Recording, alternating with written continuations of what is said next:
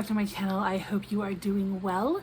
Today I am sharing with you some videos from some of my very favorite booktubers. I put out the call a month or so ago for anyone who was a booktuber to make a video talking about their favorite classic work, specifically something that might appeal to new readers of classics, people who are just wanting to get into them. It is all for my Spring Into Classics readathon that I'm hosting this April and May. And I'm just so happy to see how many people responded and wanted to put together this video with me. So I'm going to play everybody's video, and then at the end I will do my recommendation for you all. I hope that you will enjoy listening to the recommendations from each of these lovely ladies, and then I hope that you will also go down to the description box, click on their links, and subscribe to their channels. Every one of these ladies is highly recommended by me, so do be sure, if you're not already subscribed, to do so at the end of this video. Hello, my friends. I have a classic that I always recommend to people who have never read a classic before. And you may think, Kelly, I'm recording this in March. I don't know when Sarah will post it. Why are you telling us a Christmas book? Well, yes, I'm telling you A Christmas Carol by Charles Dickens because A, it's not very long. It's really easy to get through lengthwise. And B, you actually already probably know the story pretty well.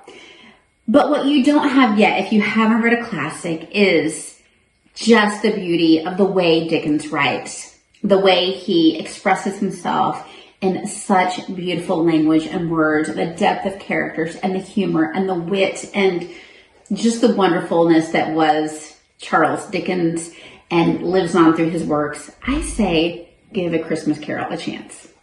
Hi, my name is Alma, and my channel is Alma's Book Journey. Sarah has asked some booktubers to recommend a classic that is good for people that are just beginning to start reading classics. And I would count myself as one of those beginners. Now, I read a lot of classics, well, not a lot, but I read classics way back when I was in high school. But here recently, mostly the books that I read are historical fiction, Christian fiction, some fantasy, some suspense. And so I'm starting to try to read those classics. And so I have a good one for beginners to read because it read almost like a more modern book that you would be used to reading. And it was a page turner because I wanted to know what's going to happen with the story. And the book that I'm talking about is The Warden by Anthony Trollope. And this was published way back in 1855. And there is a part in this book that I remember reading and thinking, wow, this is like our time. This is happening in our time now. And it was written way back in 1855.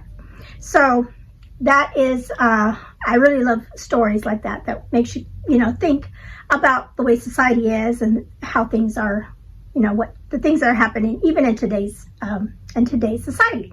So this is a story about a warden, and he's a director of a charity home, and there's some financial stuff that he's dealing with, and people are against him because of that.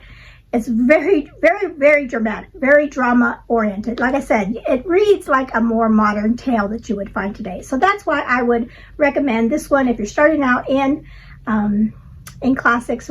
This one would be a good one to start off at. And also, this is book one in a series.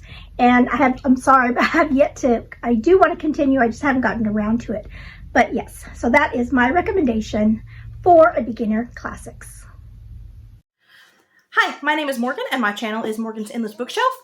A couple of classics that I wanted to talk about that are good starting places. I would not be me if I did not talk about The Lion, the Witch, and the Wardrobe, or Narnia in general, but especially you should start with The Lion, the Witch, and the Wardrobe if you haven't read the series. And I love Narnia so much. It is my favorite book series of all time. Lewis is my favorite author. Has beautiful Christian allegory in it. Wonderful story, great characters, just, yeah. The other one that I want to talk about, though, is another children's classic. And this is, I have 5 children in it because that's the one I have physically that I've read. But really everything that I've read so far by E. Nesbit has been incredible. I really, really love her stories. She has like the whimsical and witty writing that I just love in classics, especially children's classics. And you really can't go wrong, at least so far. I have not found that you can go wrong with an E. Nesbitt book, so highly recommend her as well, especially if you're just getting started reading classics. And thank you so much, Sarah, for putting this together. Hello everyone, my name is Lynzie and my YouTube channel is Sincerely Lynzie. On my channel I mainly do fashion videos, thrifting, lifestyle vlogs, and a book video here and there. I need to do more of those. So in that, my addition to this video is The Secret Garden, which is perfect for the theme of my channel as well, because the fashion style that I talk about is called Mori K, which has everything to do with nature. You can find more about that in my channel.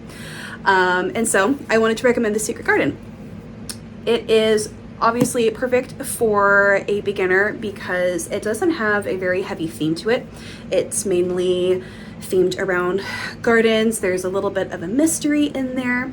And it takes place during the Edwardian period, which is my favorite historical time period. So had to recommend something from there.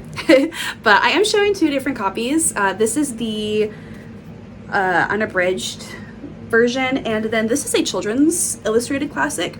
This is the version that I started off with when I was reading The Secret Garden, and so if you are a little nervous about reading the actual novel, I would highly recommend getting this, the Treasury of Illustrated Classics. And this is also really perfect for the springtime because, again, it has to do with gardens. It has some very sweet, almost romantic like feel to it. So absolutely perfect. Highly recommend. And for all of my Mori friends out there, if you want a good classic that is Mori K themed, read The Secret Garden. Thanks, bye. Hi friends, I'm Angie with Cover Spines and Pages. I'm excited to participate in the Spring Into Classics reading challenge with Sarah and everybody else. I actually don't have a whole lot of classics under my belt, and I don't have a suggestion, but I did want to invite you to read one with me through this challenge, and that is East of Eden by John Steinbeck. I am hosting a Fable book club on this that will run beginning on April 1st through part of May. So if this is one that's on your list and you want to join me in reading this together, I would love to have you. Thank you.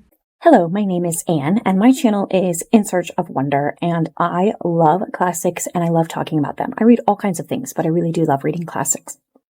And I love inspiring people to read classics as well. So, of course, I jumped at this chance to contribute to Sarah's video of recommendations of classics for people who don't read classics very much.